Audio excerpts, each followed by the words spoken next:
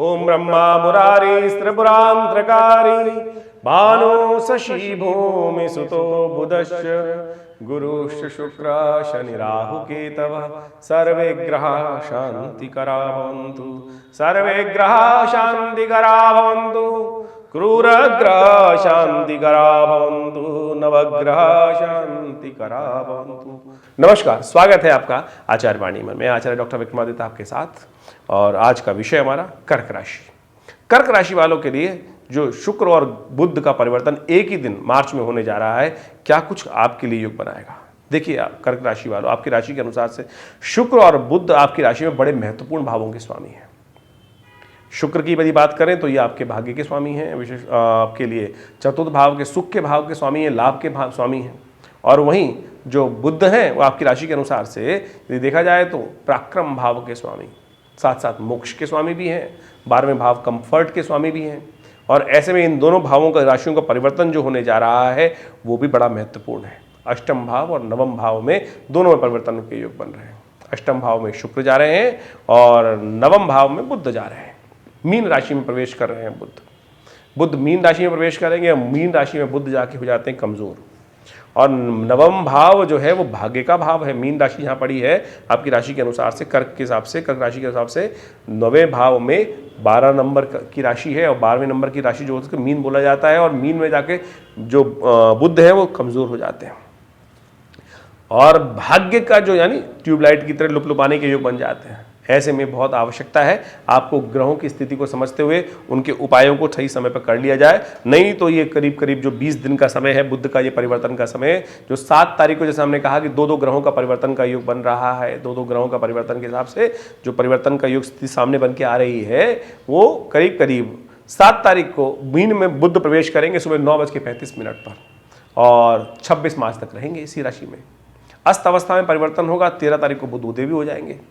तो ऐसे में भाग्य के लिए दोराही चाल बुध की रहेगी। ऐसे में बुध को थोड़ा भाग्य जगाने के लिए विशेष तौर पर कुछ खास उपाय आपको करने की ज़रूरत है। ऐसे में कुछ खास उपाय कर लेने से आपके लिए लाभ की स्थिति बन सकती है, अन्यथा बुध भाग में जाकर कभी जलेंगे, कभी बुझोंगे, कभी जलेंगे, कभी बुध। और बुध का एक विशिष्ट स्वभाव भी है, यदि घर कुंडली में कोई अशुभ भाव आपकी राशि के अनुसार से कार्य कर रहा है तो वो भी अशुभ हो जाएगा। ऐसे में आप समझें शनि महाराज खुद ही आपकी राशि के अनुसार से इस वक्त अस्त अवस्था में चल रहे हैं, खराब कार्य कर रहे हैं, अच्छा लाभ नहीं दे रहे हैं, और बाकी सब ग्रह भी कई, चंद्रमा तो नित्यपति परिवर्तन की तरफ जाता ही है। तो ऐसे में बुध का भाग्य में जाकर कभी अच्छा, कभी खराब, कभी तख्ता कभी तखत वाली स्थिति उत्पन्न करने के योग दे सकते हैं। साथ साथ शुक्र भी आपके अष्टम भाव में, सप्तम भाव से निकलकर जो अष्टम भाव में जा रहे हैं, वो भी बड़ा विचित्र प्रकार का योग आपकी राशि के अनुसार से बना सकते हैं। तो ध्यान रखते हुए कार्य करने की ज़रूरत है। ऐसे में शुक्र का भी प्रभाव जो है वो अष्टम भाव में जाकर कोई बहुत ज़्यादा अच्छा नहीं बोला जाता।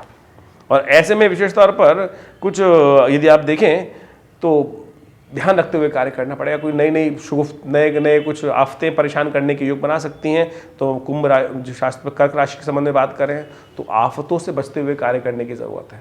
जितने शुक्रवार पड़े इन दिनों में, शुक्र का परिवर्तन जो होगा 7 मार्च को होगा करीब करीब 10:45 पर, और ये परिवर्तन रहेगा 31 तारीख तक। तो जितने शुक्रवार पड़े उसमें आप कोशिश ये करें गौ सेवा करने का प्रयास करें। हम तो कहेंगे नित्य प्रति गौ सेवा कर लीजिए, बहुत सुंदर रहेगा। ज्वार, हरी घास जो मिल जाए तो खुद जाकर थोड़ी सी ले लीजिए और गौशाला में अपने हाथ से गायों को खिला दीजिए। रास्ते में गाय को पालक खिला दीजिए, कोई जीवी चीज़ गाय इत्यादि को। गौ सेवा सबसे बेस्ट, शुक्र को ठीक करने का सबसे बढ़िया कोई उपाय हो सकता है तो वो गौ सेवा ही है। सुख भी आएगा उससे, क्योंकि आपके जो स्वामी हैं विशेष तौर पर लाभ के स्वामी हैं शुक्र हैं, और साथ साथ चतुर्थ भाव के स्वामी, सुख के भाव के स्वामी भी हैं, लाभ के भावी स्वामी, और वो अष्टम भाव चले गए। और सीधा सीधा गौ सेवा, सीधा साधा उपाय आपकी राशि के अनुसार से गौ सेवा लगातार आप करने का प्रयास करें तो बहुत सुंदर रहेगा। घर में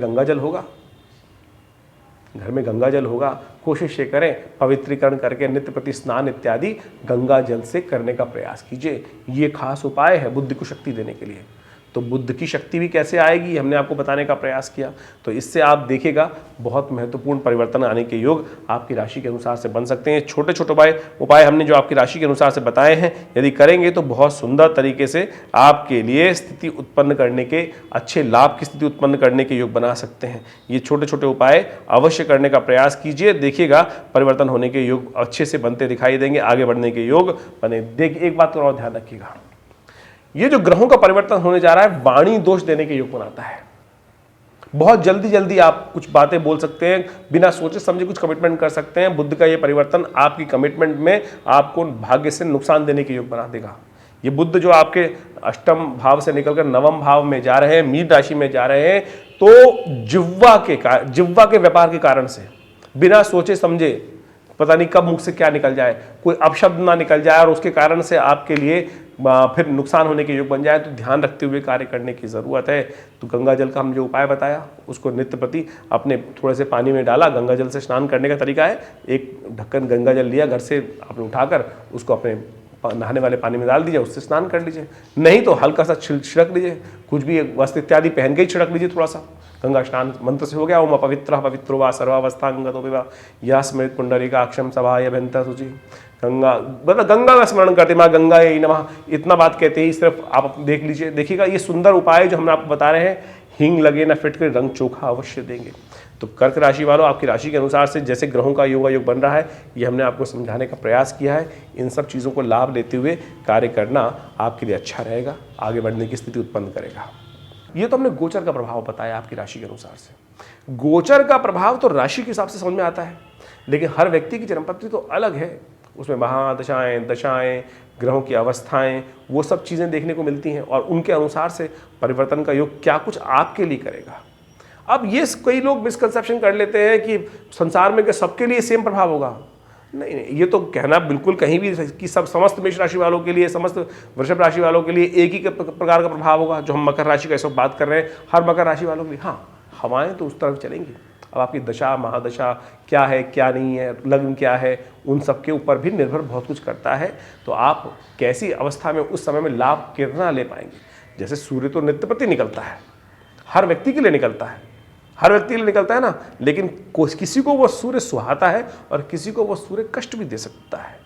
कोई बीमार व्यक्ति है, कमज़ोर है, उसके लिए सूर्य में जाकर थोड़ी देर बैठेगा तो एनर्जी का योग बन जाएगा। लेकिन किसी को स्किन एलर्जी है और वो सन से एलर्जी है, वो चला जाएगा, तो उसके लिए वो डिपेंड करता है कि आपके अपने पैरामीटर्स क्या है, आप किस समय में जन्म लिए, आपकी जन्मपत्री कहाँ किस प्रकार का इशारा कर रही है। तो ये सब चीज़ें वृहद वर्णन की आवश्यकता है, लेकिन फिर भी गोचर बहुत महत्वपूर्ण है। गोचर के प्रभाव से ही हमने आपके समक्ष ये सारी बातें रखी हैं। इसके अलावा यदि कोई बहुत ज़्यादा इंपॉर्टेंट विषय हो तो आप हमसे संपर्क साध सकते हैं। विवेकानंद योगाश्रम में ये लगातार बहुत सारे शोध कार्य ज्योतिष के संबंध में, अध्यात्म के संबंध में, भारतीय संस्कृति के संबंध में हम लगातार करते रहते हैं। एक बहुत बड़ा हॉस्पिटल है, पूरा प्राकृतिक चिकित्सा का संस्थान है, ये आयुष का हॉस्पिटल है। इसके अलावा विशेष तौर से पराविद्याओं पर शोध कार्य, यज्ञ इत्यादि पर बहुत सारे शोध कार्य, पूजा पे, मंत्रों पर, शब्द विज्ञान पर, विभिन्न प्रकार के शोध कार्य हमने समय समय पर करते रहे हैं। करीब करीब 50 से ऊपर तो ग्रंथों की रचना बहुत प्रकार से हमारे पिछले इस आश्रम की तरफ से की गई है, बहुत सारे शोध कार्य किए गए हैं। यज्ञ विज्ञान पर तो इतना बढ़िया कार्य है कि नित्य प्रति आश्रम पर 8 घंटे यज्ञ आज भी होता है। आचार्य श्री केशव देव जी महाराज के माध्यम से इनके सानिध्य में यह आश्रम स्थापित हुआ और आज भी उन्हीं की दी हुई शिक्षाओं के अनुसार से, उन्हीं के दिए हुए कार्यों को हम लगातार आगे बढ़ाने का प्रयास कर रहे हैं। चाहे वो मंत्र विज्ञान के संबंध में हो, चाहे वो भारतीय पराविद्याओं के संबंध में हो, ज्योतिष की विद्या के संबंध में हो, ये सब चीज़ें भारतीय हर चीज़ तरह से कैसे हमारे जीवन के लिए उपयोगी बन सकती हैं, इस सब संबंध में हम कार्य कर ही रहे हैं। आप हमारे इस आश्रम से जुड़ सकते हैं। रविवार को बड़ा कार्यक्रम होता है, सुबह 8 बजे से लेकर 10:30 बजे तक नित्य प्रति जो 8 घंटे यज्ञ होता है, उसी का एक भाग रविवार को सब लोगों के लिए सामूहिक तौर पर खोल दिया गया है। आप उसी कार्यक्रम में रविवार को कोई भी आ सकता है, कोई फीस नहीं दी जाती आश्रम की तरफ से। आप उन सब गतिविधियों से जुड़ें, फ़ोन नंबर्स आपके सामने स्क्रीन पर हैं और उनसे जुड़कर आश्रम का से संपर्क साध सकते हैं। आश्रम में हम एक भगवती की दिव्य श्री विग्रह है जो 1947 में मुल्तान से आई, 500 साल पुराना श्री विग्रह भगवती का, चमत्कारी श्री विग्रह। जो चाहते हैं ना चमत्कार देखना, तो उनके सानिध्य में आइए माँ भगवती दुर्गा के लिए। और वो भगवती का श्री विग्रह हमारे आश्रम में प्रतिष्ठित है। उन्हीं के सानिध्य में बहुत सारे उत्सव कार्यक्रम समय समय पर चलते रहते हैं। साल में कम से महीने में कहें कम से कम तो 10-15 तो बड़े कार्यक्रम होते ही हैं। समय समय पर उसको हम अवगत आपको कराने का प्रयास करते हैं। तो आप जुड़िए विवेकानंद योगाश्रम से, आपको लाभ प्राप्त होगा। धन्यवाद।